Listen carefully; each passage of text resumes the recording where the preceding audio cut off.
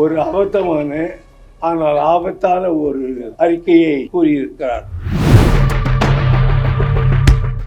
அமைச்சர் அவர்களுக்கு காவேரியுடைய முழு விவரம் தெரியாது என்று சொல்ல முடியாது. ஆனால் அவ்வளவு பெரியவர் இவ்வளவு பெரிய தவறை செய்திருக்க கூடாது.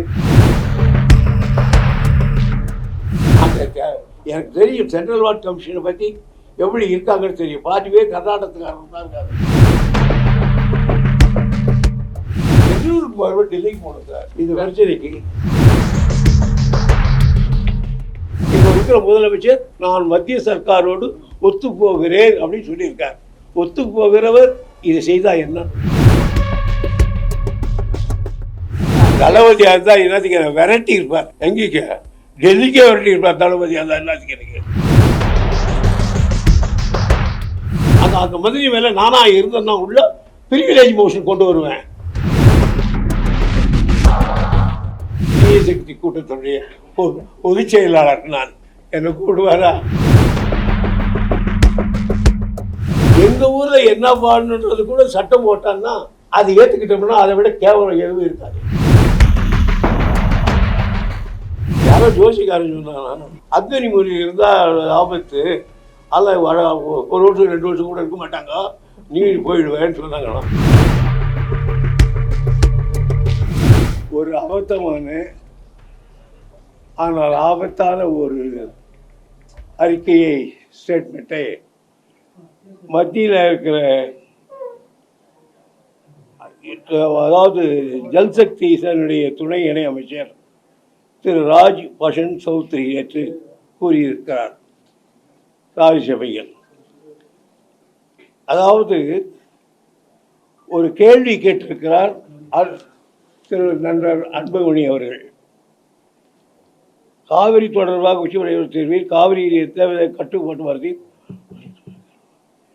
அதாவது காவேரி பிரச்சனை தொடர்பாக உச்ச நீதிமன்றம் கடந்த 2018 அளித்த தீர்ப்பில் காவிரியின் குறுக்கே எவ்விதமான கட்டுமானத்தையும் கர்நாடகா கட்டுவதற்கு தமிழகம், கேரளம், புதுச்சேரி ஆகிய மாநிலங்களில் ஒப்புதலை பெற வேண்டும் என கூறியுள்ளது மத்திய அரசுக்கு தெரியுமா? இதற்கு மத்திய அரசு ஒப்புதல் பெற்றுள்ளதா ஆகிய விவரங்களை சொல்லிட்டு அதுக்கு அவர் பதில் சொல்றாரு.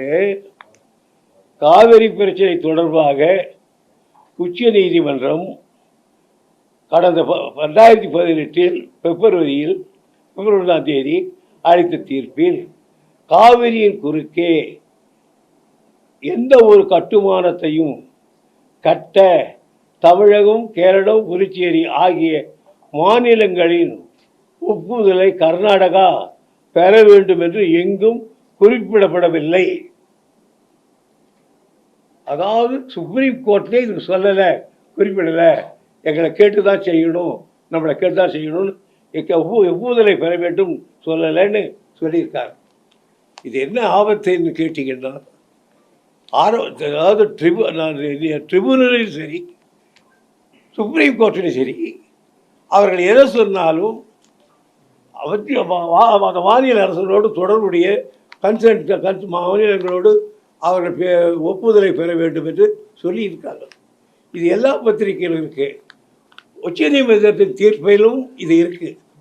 ஆனால் உச்ச நீதிமன்ற தீர்ப்பில் எங்கேயோ அதையும் இதையும் கழித்து விட்டு ஒரு சின்ன பிட்டை எடுத்து மாண்புமிகு அமைச்சர் அவர்கள் படித்திருக்கிறார்கள். அமைச்சர் அவர்களுக்கு காவேரியுடைய முழு விவரம் தெரியாது என்று சொல்ல முடியாது. ஏனென்றால் மத்திய அமைச்சர், அவருக்கு ஆலோசனையில் 1000 பேர் இருக்கிறார்கள். ஆகையினால நான் குறைத்து மதிப்பிடவில்லை. ஆனால் அவ்வளவு பெரியவர் இவ்வளவு பெரிய தவறை செய்திருக்க கூடாது என்றுதான் பார்க்கிறேன்.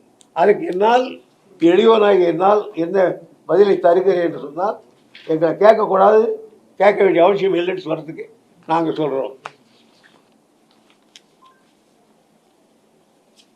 நான் எல்லாத்தையும் இது இங்கிலீஷில் இருக்குது, உங்களுக்காக தமிழ் ட்ரான்ஸ்லேட் பண்ணிட்டேன். இது ஜட்ஜ்மெண்ட்டு நான் படிக்கிறதெல்லாம். கர்நாடகா தனது பதிலில் மேகதாட்டு திட்டம் முழுவதும் தனது மாநில எல்லைக்குள் அமைந்திருப்பதால் அதை கட்டுவதற்கு நடுவர் மன்றமோ அல்லது மாண்புமிகு உச்ச நீதிமன்றமோ எந்த தடை விதிக்கவில்லை என்று கூறியுள்ளது இந்த கூற்று முற்றிலும் தவறானது, எனவே மறுக்கப்படுகிறது. இது முதல். இரண்டாவது, அதே அவர்களுக்கே காட்டி மேற்கோள் காட்டி கிளாஸ் அது ஜட்ஜ்மெண்ட் கிளாஸ் 10-5-1-1-1-1 போட்டிருக்கானோ போட்டிருந்ததில் மேகதாது திட்டத்தை தீர்ப்பாயம் இருந்ததால் அதற்குரிய நுகர்வு நீர் ஒதுக்கீட்டையும் செய்திருக்கும். ஆனால் மேகதாட்டு திட்டம் அப்போது நீர் திட்டமாக பரிசீலிக்கப்பட்டிருந்த போதிலும் அதற்கான எந்த நீர் ஒதுக்கீடும் வழங்கப்படவில்லை. எனவே அந்த திட்டம் ஏற்கப்படவில்லை என்று கருதப்பட வேண்டும். ஆகையால் தற்பொழுது கர்நாடகா முன்வைக்கும் மேகதாது திட்டம் தீர்ப்பாயத்தின் தீர்ப்பையும் அதை உறுதிப்படுத்திய உச்ச நீதிமன்றத்தின் தீர்ப்பையும் மேலும் மத்திய அரசால் அறிவிக்கப்பட்ட காவேரி மேலாண்மை திட்டத்தையும் வெளிப்படையாக மீறுவதாகும். ரெண்டாவது ஆதாரம். மூணாவது ஆதாரம்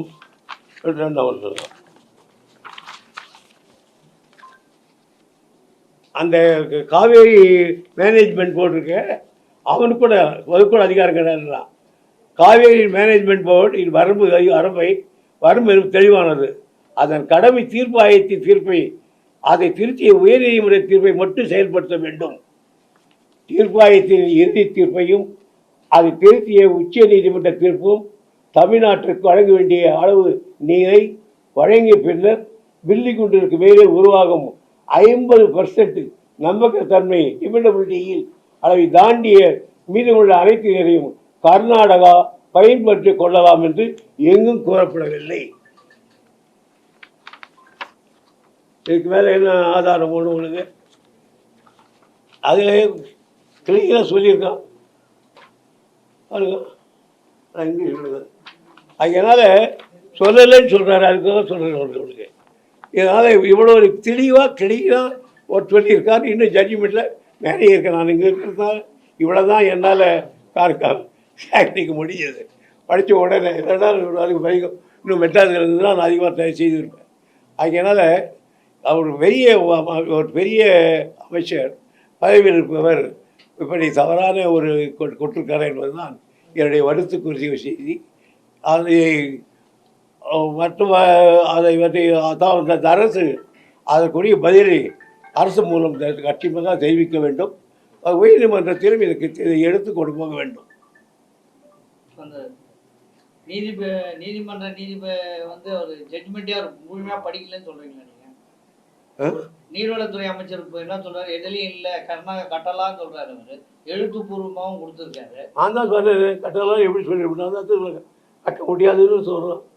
அதுதான் படிச்சு காமிச்சேன் தீர்ப்பாங்க. சரி, இப்போ இந்த மத்திய இணையமைச்சர் இந்த ஸ்டேட்மெண்ட்டை ஒரு 2 ஹவர்ஸுக்கு முன்னாடி கொடுக்குறாரு மேலவையில். எழுத்துப்பூர்வமா இந்த நீங்க சொன்ன பதில கொடுக்குறாரு. தமிழ்நாட்டுக்கு அவங்க கேட்கணும்னு அவசியம் இல்லைன்னு சொல்லிட்டு அடுத்த 2 மணி நேரத்துக்கு பிறகு கர்நாடகா சிஎம் அங்க இருக்கிற நீர்வளத்துறை அமைச்சர் அந்த மாநில எம்பிங்களோட குழு கூட்டத்தை போட்டு மத்திய அரசு அமைச்சரை சந்திக்கிறாங்க. அந்த ஸ்டேட்மெண்ட்டுக்கு அப்புறம் உடனே அந்த கவர்மெண்ட் வந்து மத்திய அரசு அணுகுது. இந்த போக்கை எப்படி எடுத்துக்குது சார்? இல்ல காங்கிரஸும் பிஜேபி முன்னா இணைந்து இது நம்ம தமிழகத்துக்கு துரோகம் பண்றாங்கன்னு நினைக்கிறீங்க? ஒன்று மட்டும் வச்சுங்க சார், நான் திருப்பி சொல்கிறேன். கர்நாடகத்தில் எந்த கட்சி எப்படி இருந்தாலும் யார் எதிரியாக இருந்தாலும் அதை பற்றி கவலை இல்லை. ஆனால் காவேரி பிரச்சனை என்றால் எல்லாரும் ஒன்றா சேர்ந்துறாங்க, அதில் பிரச்சனையே கிடையாது. அதனால் பெரும்பாலானவர்கள் எனக்கு தெரிஞ்சு இந்த நீர்வளத்துறையில் அந்த மாநிலத்தில் ஒரு மந்திரியாக இருந்தார். அந்த காலத்தில் நிறைய பேர் நுழைச்சி விட்டு போயிட்டார். அந்த எனக்கு தெரியும் சென்ட்ரல் வார்டு கமிஷனை பற்றி எப்படி இருக்காங்கன்னு தெரியும். 4 பேர் கர்நாடகத்துக்காரங்க தான் இருக்காங்க. அதனுடைய விளைவு தான் இதெல்லாம் பிரச்சனை. அதனால் அவர் சொன்னது தவறு. இந்த ஸ்டேட்மெண்ட் கொடுத்த உடனே அவங்க எம்பிங்க குழுவை போட்டு மத்திய அரசு அணுகுறாங்க. அப்போ நம்ம கவர்மெண்ட் சைடுல ஏன் சார் நான் ஒரு சாதாரண குடிமகன். இப்போ நான் எந்த பதவியும் இல்லாத சாதாரண குடிமகன். ஏதோ ஒரு காலத்தில் ஏகால் பார்த்தேன் என்பதில் எனக்கு மனது துடித்ததால் இதை நான் படித்து காலையில் இருந்து படித்து எடுத்து உங்களுக்கு சொல்லியிருக்கேன். இது மத்திய சர்க்கார் தான் இது இருக்கும். தமிழ்நாட்டு முதலமைச்சர் கடிதம் எழுதியிருக்காரு சார் மத்திய அரசுக்கு இது சம்பந்தமா. கடிதம் எழுதலாம். பெங்களூருக்கு போகிறப்ப டெல்லிக்கு போகணும் சார் இந்த பிரச்சனைக்கு. பெங்களூர் போய் கரெக்டா மிகப்பெரிய ஆபத்து, மிகப்பெரிய ஆபத்தை சூழ்ச்சி பண்ணுறாங்க. இதில் மத்திய சர்க்கார் எந்த அளவுக்கு உடன்படுதுன்னு தெரியல. எனக்கு தெரியும், எல்லா தெலுங்குகளும் செய்கிறது எனக்கு தெரியும்.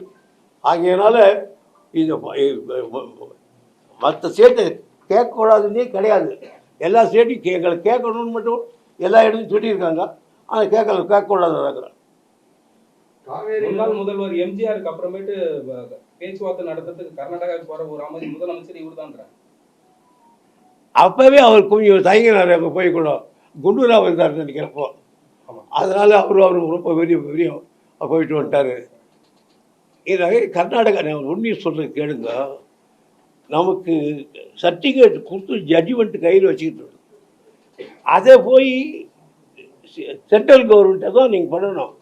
இது பண்ணுறாங்கன்னு சொல்லிட்டு சென்ட்ரல் கவர்மெண்ட் உங்களுக்கு இப்போ இருக்கிற முதலமைச்சர் நான் மத்திய சர்க்காரோடு ஒத்து போகிறேன் அப்படின்னு சொல்லியிருக்கார். ஒத்து போகிறவர் இதை செய்தால் என்ன? இதை செய்யணும். இதே பார்ட்டி பிரச்சனை அல்ல. தமிழ்நாட்டை இப்போவே வர்ற பாலைவனம் ஆகிட்டு இருக்கு. இது ஒட்டுமொத்த எல்லா கட்சியினுடைய நண்பர்களும் இதில் ஒரே குரலில் உரைக்கணும். நம்ம திசை திருப்புவதற்காகத்தான் இந்த ஸ்டேட்மெண்ட்டை வச்சுருக்காங்க. தமிழ்நாட்டை கேட்கக்கூடாதுன்றதுக்காக தான் வச்சுருக்காங்க. ஆனால் இது தப்பு. மற்ற மாநிலத்தை கேட்கணுன்னு தான் சொல்லியிருக்காங்க. எல்லாத்துலேயும் மற்ற மாநிலங்களோடு சேர்த்தா உடனே கொள்ளாமை.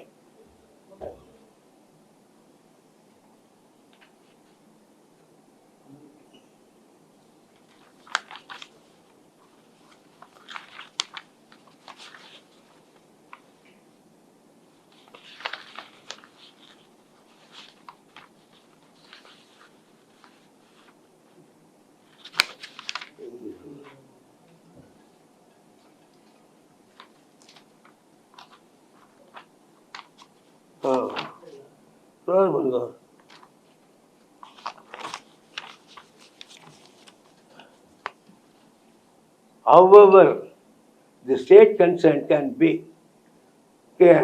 by mutual agreement and in consultation with the regulatory authority. Mutual அக்ரிமெண்ட்னா என்ன? அந்த மற்ற மாநிலங்களோடு பேசிக்க ஒரு ஒற்றுமைப்பாடு மட்டும் தான் மியூச்சுவல் அக்ரிமெண்ட்டுன்னு. அது இல்லைன்னே சொல்கிறான். கிளாஸ் 146 போட்டிருக்காங்க தீர்ப்பு. இது இன்னைக்கு 139வது காவேரி மேலாண்மை குழு கூட்டம் ஆன்லைன்ல நடந்தது சார். அதுல தமிழ்நாட்டிற்கு 15 நாளுக்கு 3500 கனஅடி வீதம் நீரை திறக்கணும்னு சொல்லிட்டு மேலாண்மை வாரியம் பரிந்துரை செஞ்சது. ஆனா அந்த மாநிலத்தோட நீர்வளத்துறை அமைச்சர் சொல்றாரு, இது சம்பந்தமா நாங்க சிஎம் கிட்ட டிஸ்கஸ் பண்ணிட்டு முடிவெடுக்கிறோம், திறக்க முடியாதுன்ற மாதிரி. ஊட்டி என்ன சார், குருவை எல்லாம் காஞ்சி போச்சு. குருவை எல்லாம் கொஞ்சம் போச்சு. இது சரி விட்டாருன்னா சம்பா போகணும். அது இப்போ முடியாது. சம்பா என்ன பண்ண போகிறாங்கன்னு தெரியல எனக்கு. என்னால் இந்த ஸ்டேட்மெண்ட்டை பார்த்த பிறகு ராத்திரியெல்லாம் தூக்கம் வரல. பகலில் பார்த்த உடனே இன்னைக்கு பகலில் தூக்கம் கூட கூட வரல. ராத்திரின்னு சொல்கிறேன். பகலில் காலையில் பார்த்ததுலேருந்து அப்படியே ரத்தம் கொதிச்சு போச்சு. என்னடா திருப்பலாங்களே மறுபடியும். அதாவது மியூச்சுவல் அக்ரிமெண்ட்டே கிடையாதுன்னு சொல்கிறாங்க. மாநில லைப்ரரி ஸ்டேட்டை கேட்கக்கூடாதுன்னு சொல்கிறானே. நிச்சயமாக சுப்ரீம் கோர்ட் இப்படி சொல்லியிருப்பாங்க. எடுத்து என்னால் ஆன அளவு இங்கே படித்து பார்த்து. அதனால் இது ஒரு என்னை பற்றி அரசாங்கம் நாட்டுக்கு துடிச்சு இருக்கணும் சார். நாட்டுக்கு துடிச்சிருக்கணும், துடிக்கணும். தளபதியாக இருந்தால் என்னத்துக்கு விரட்டி இருப்பார். எங்கேக்க டெல்லிக்கே விரட்டி இருப்பார் தளபதியாக இருந்தால். என்னத்துக்கு எனக்கு காய் வேணா உப்பு கூட்டிருக்க மாட்டார் அவர். அதாவது அத்தனை ஸ்டேட்மெண்ட் பண்ணியிருப்பார். நானே பண்ணி சரி பண்ணி என்ன பண்ணுறது. இந்த அரசு என்ன செய்யணும்னு எதிர்பார்க்குறீங்க? இப்போ இந்த அரசு என்ன செய்யணும்னு எதிர்பார்க்குறீங்க நீங்கள்? இவங்க நாங்கள் சந்தித்து பேச்சுவார்த்தை மூலம் தீர்வு காணுவோம் சார். இந்த ஸ்டேட்மெண்ட்டை தப்பு சார். அதை மறுக்கணும் சார், அதை மறுக்கணும். அதுக்கு ஆதாரத்தை கொண்டு போய் காட்டி, நான் சொன்ன மாதிரி எடுத்து காட்டி பாருங்க, சுப்ரீம் கோர்ட் சொல்லி இருக்குது, நீ இல்லைன்னு சொல்றியே அப்படின்னு நிச்சயமாக ப்ரிவிலேஜ் மோஷன் கொண்டாடணும். அந்த அந்த மந்திரி மேலே நானாக இருந்தேன்னா உள்ள ப்ரிவிலேஜ் மோஷன் கொண்டு வருவேன். சப்வர்சிங் தி ஃபேக்ட்ஸ், உண்மையை மறைக்கிறார். சப்வர்சிங் ஃபேக்ட்ஸ், உண்மை மறைக்கிறார். ஆகையினால it is a privilege. That is the rules of assembly. என்ன செய்ய போகிறாங்கன்னு தெரியல எனக்கு. யாராவது ஒருத்தர் ப்ரிவிலேஜ் மோஷன் கொடுக்கணும், இதை படிக்கணும். 4 இருக்குது, வால்யூமாக இருக்குது, 7 வால்யூம் அது படிக்கணும். சும்மா மத்திய அரசு மேல கோபப்பட வேண்டிய தற்போதைய அரசு இந்த விவகாரத்தை வந்து திமுக மேல திசை திருப்புறாங்க. அதாவது அந்த அமைச்சர் ஒருத்தர் சொல்லி இருக்கிறாரு, காவேரி விவகாரத்துல திமுக செய்த துரோகம் முன்னாள் அமைச்சர் துரைமுருகன் அவருக்கு மனசாட்சிக்கு தெரியும். காவேரி விவகாரத்துல அவங்க துரோகம் செஞ்சிருக்காங்க. நான் இப்போ யார் துரோகம் பண்ணாங்க என்ன சமாச்சாரம் கிழிச்சிடுவேன். ஆனால் நானே அந்த வேலையை செய்ய விரும்பலை. என்னை திட்டினாலும் பரவாயில்ல, அவங்க காவேரின்னு மட்டும் ஒற்றுமையாக இருக்குன்னு கேட்குறேன். எனக்கு ஒன்றும் இல்லை, அதெல்லாம் ரொம்ப தப்பு. தமிழ்நாட்டினுடைய உரிமை பிரச்சனை மேகதாது.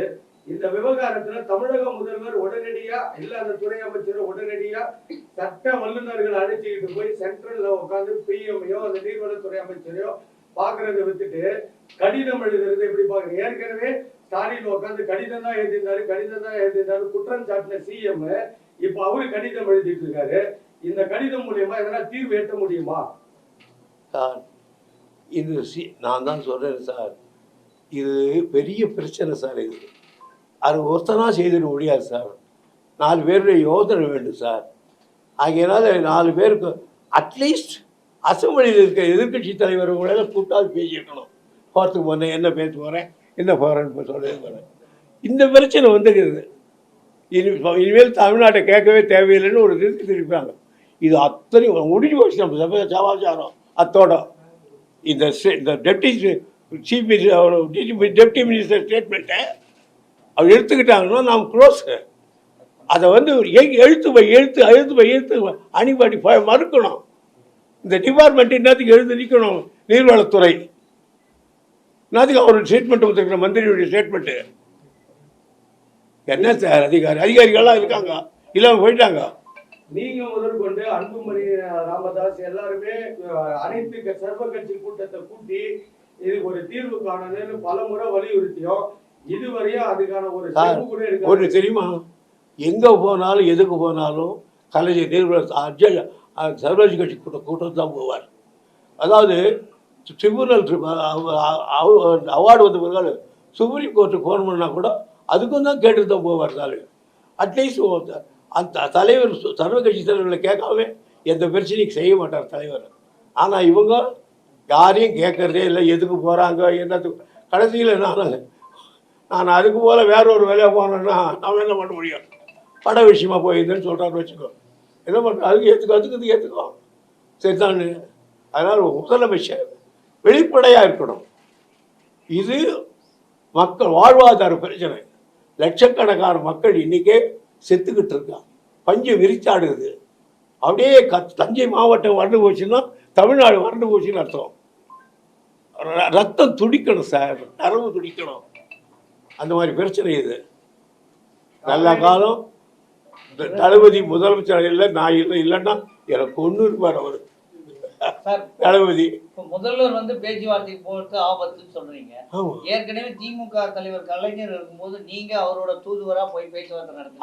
அது இதெல்லாம் வராதுக்கு முன்ன ஜெயலலிதா அம்மையார் இருக்கும்போது போய் பேச்சுவார்த்தை அதெல்லாம் அது தவறு இல்லை, இது எங்களை மட்டும் ஏன் தவறு? ஜட்ஜ்மெண்ட் எல்லாம் வராதுக்கு முன்ன இதெல்லாம் ஒடிஞ்சு சர்டிஃபிகேட்டை குட்டு கொடுத்துருக்கான், அதான்டா டாக்குமெண்ட்டுன்னு.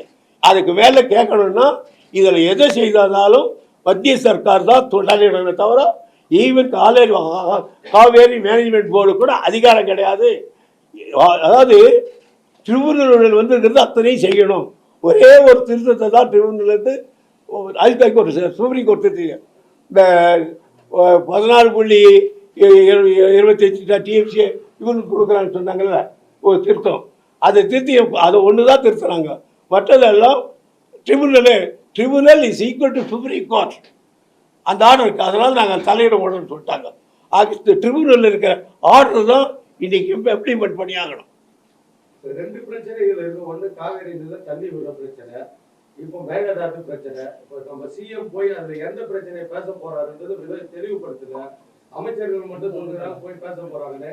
இதுக்கு காங்கிரஸ் கட்சியும் சொல்றாங்க அவங்க போய் பேசுறதுல என்ன தப்பு இருக்கு, அன்னைக்கு எம்ஜிஆரும் போய் பேசிட்டு தான் வந்தாரு இந்த விவகாரத்தை பத்தி அப்படின்னு சார். எம்ஜிஆர் பேசுறது நாங்கள் பேசுறதெல்லாம் உங்களுக்கு ஜட்ஜ்மெண்ட் வரணும் இல்லையோ.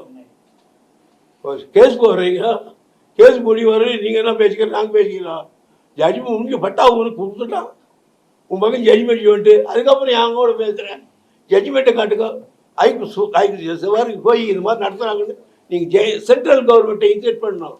சென்ட்ரல் கவர்மெண்ட்டில் இருக்கிறவங்க இது தூக்கி அதாவது காவேரி மேனேஜ்மெண்ட் அத்தாரிட்டி கூட இது இந்த ட்ரிபுனலே சுப்ரீம் கோர்ட் வரையும் பார்த்து அதிகாரம் கிடையாது. அதை செய்யக்கூடிய சென்ட்ரல் கவர்மெண்ட்டு கொண்டு சென்ட்ரல் கவர்மெண்ட் தான் இம்ப்ளிமெண்ட் பண்ணணும். ஒருவேளை மத்திய அரசு கர்நாடகா தேர்தலை மனசில் வச்சு அவங்களும் இதுக்கு சாதகமான போக்கை கையில் எடுக்கிறாங்க. இதில் எதில் ஒன்றும் போக்கு காட்டலாம் சார். மக்களுடைய வாதார பிரச்சனையில் போக்கு காட்டக்கூடாது சார். மக்களுடைய வாதார பிரச்சனையில் போக்கக்கூடாது. எந்த கட்சியாக இருக்கட்டும் அதை பற்றி நான் கவலைப்படல. மக்கள் வயிற்று பிரச்சனை இது. முதல்வர் என்ன சொன்னார், அனுபவம் வாய்ந்த அனைவரிடம் கலந்து ஆலோசித்து வருகிறேன் அப்படின்னாரு. உங்ககிட்ட ஏதாவது அந்த மாதிரி கலந்து முதல்வர் சொன்னாரு, அனுபவம் மிக்கவர்கள் இந்த வழக்கில் ஏற்கனவே நடத்தணுங்க, எல்லார்கிட்டையும் நான் கன்சல்ட் பண்ணிட்டு இருக்கேன் ஒரு நல்ல முடிவா எட்டுறதுக்கு அப்படின்னு சொல்லியிருக்காரு நேற்று முதல்வர் அறிக்கையில. அதுல உங்களை மாதிரி ஆளுங்க கிட்ட கன்சல்ட் பண்ணாரு. நான் சாமானியமானவர் சார், என்ன போய் அவளுக்கு கொண்டுவாரா? நான் 2வது தீய சக்தி கூட்டத்துடைய பொதுச் செயலாளர். நான் என்ன கூடுவாரா? அதே போல இப்போ நீங்க ஏற்கனவே இந்த டிபார்ட்மெண்ட்ல இவ்வளவு துடிக்குது உங்களுக்கு மேகதாது இந்த காவேரி பிரச்சனை.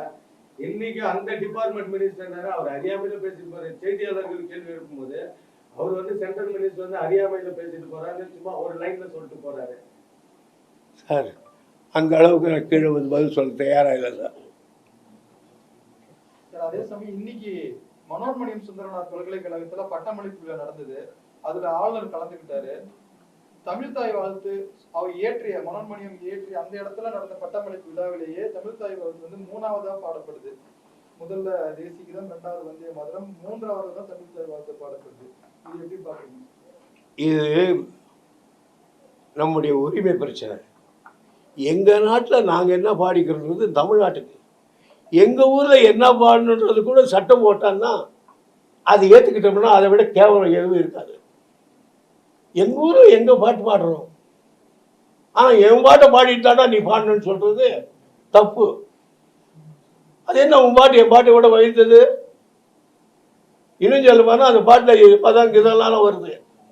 ஆகையினால மத்திய சர்க்கார் கொஞ்சம் கொஞ்சமாக இந்த நாட்டை ஒரு வேறு விதமாக கொண்டு போவது முயற்சிக்கிறார்கள். இது அரசாங்கம் இதில் பயங்கரமாக எதிர்க்கணும். மற்ற கட்சிகள் எதிர்க்கிறது ஒரு பக்கம் இருந்தாலும் அரசாங்கம் எதிர்க்கிறது தான் மத்திய சர்க்கார் கவனிக்கும். அதனால் இதில் கொஞ்சம் கூட விட்டு கொடுக்கக்கூடாது. சட்டம் இருக்குது, இது மாதிரி எத்தனையோ சட்டம் வந்திருக்குது. சட்டத்துக்கு பயந்துதான் நடக்காத காரியம். அது இல்ல சார், அந்த பாட்டை இயற்றுனவர் பெயர் கொண்ட பல்கலைக்கழகத்திலேயே இது போன்ற தமிழ் தாய் வாழ்த்து 3வது இடத்துல தள்ளப்பட்டிருக்கு. இதை விட கேவலம் வேற ஒன்றும் கிடையாது சார். தலைக்குரியா தமிழன் ஒவ்வொருவரும் அந்த பாட்டை ஏற்றியவர் சுத்தம் பண்ணார். அவர் பல்கலைக்கழகத்தில் முதலாக 3ஆவதாக பாடப்பட்டது என்பது தமிழ்நாட்டு வரலாற்று ஹிஸ்டரியிலேயே ஒரு கரை படிந்த அத்தியாயம். மேகதாது பிரச்சனையில அனைத்து கட்சி எல்லாரையும் கூட்டிட்டு டெல்லிக்கு போகணுன்ற இதுல சொல்றீங்க நீங்க. செய்யணும் அவரு. இது சார், இதை எனக்கு என்னமோ சொல்ல லேசாக எடுத்துக்கிட்டா ஏதோ துரைமுருகன் சொன்னால் போனாட்டிருக்கால லேசாக எடுத்தாங்கன்னா தமிழ்நாட்டை கொண்டுடுவாங்க. அவ்வளோதான் நான் சொல்ல முடியும். இப்போ அங்கே போராட்டங்களை ஜனம் தூண்டி விட்டு கர்நாடகாவில் பார்டரில் போராட்டம் நடந்துட்டு இருக்கு. நேற்று தொடர்ந்து நடக்குது. இப்போவே பண்ணுறான் சார். இப்போவே நம்ம தமிழ்நாடு பஸ் இங்கே வெளியே நிறுத்திட்டாங்க, எல்லைக்குள்ளே நிறுத்திட்டாங்க. இப்போவே ஆரம்பிச்சுட்டாங்க. இங்கே இருக்கிற அதுக்கு இருக்கிற தமிழர் என்ன கெதி ஆவாங்கன்னு பயிர் எரியுது. நான் இல்லை சார் இந்த ஸ்டேஷனில் அன்னைக்கு அகதியாக வந்து இறங்கணும்லாம் தலைவர் அஞ்சையை கூட்டி அவங்கவுங்கள வண்டி வச்சு அடிச்சோம். சார் ஒரு எதிர்க்கட்சியோட பொதுச் செயலாளரா கேட்கிறோம். இப்போ ஆளும் கட்சி அனைத்து கட்சி கூட்டத்தை கூட்டல, ஒருவேளை எதிர்க்கட்சிகள் நீங்களாவது இந்த அனைத்து கட்சி கூட்டத்துக்கோ உங்க சார்பான போராட்டங்கள் அது அதெல்லாம் இல்லை சார். அது செய்ய வேண்டியது அவங்க ஆளும் கட்சி என்ன செய்கிறாங்கன்னு. நாங்கள் கண்டது என்ன நான் சொன்னேன், என்ன செய்தாலும் மத்திய சர்க்கார் ஆளுங்கட்சி என்ன செய்கிறது தான் பார்ப்பான். மற்றதெல்லாம் அது சரியாக கூச்சல் போடுறாங்கன்னு போயிட்டு இருப்பான். ஆளுங்கட்சி தான் செய்யணும். ஏன் சார் நான் பத்தியாக கேட்குறேன், ஒரு ஆணையத்தை வெளியிடணும்னு ஜெயலலிதா 8 தரம் இருந்தாங்கல்ல, நான் கேட்குறேன், அந்த உணர்வாவது இருக்கா இவங்களுக்கு? அதே போல இந்த கரூர் சம்பவத்துல உயிரிழந்த 32 பேருக்கு பணி நியமன ஆணை கொடுத்ததை வந்து ரத்து பண்ணிட்டு நீதிமன்றம் என்ன கேள்வி எழுப்பி இருக்குன்னா, ஆளும் கட்சிக்கு சாலை விபத்துல மரணம் அடைஞ்சவங்களுக்கும் மற்ற சாலை விபத்துல மரணம் அடைஞ்சவங்களுக்கும் இந்த கருணை அடிப்படையில வேலைக்காக காத்துட்டு இருக்கிறவங்களுக்கு ஏன் கொடுக்கல? இவர் ஏற்கனவே சொல்லியிருந்தாரு, நீதிமன்ற தீர்ப்பு நொக்குன்னு கொட்டிச்சு, அப்ப கூட திமுக அடங்குறாரு. இப்ப இவங்களுக்கு இந்த மாதிரி ஒரு தீர்ப்பு கொடுத்துருக்காங்க செல்லாதுன்னு, அதை எதிர்த்து உச்ச நீதிமன்றம் போய் என்னுடைய இன்றைய கேள்வி காவேரி மட்டும்தான் பதில். நன்றி, வணக்கம். இன்னைக்கு தினகரன் நிருபரை வந்து தாக்கியிருக்காங்க நம்ம வேலூர் மாவட்டத்துல. யாரு?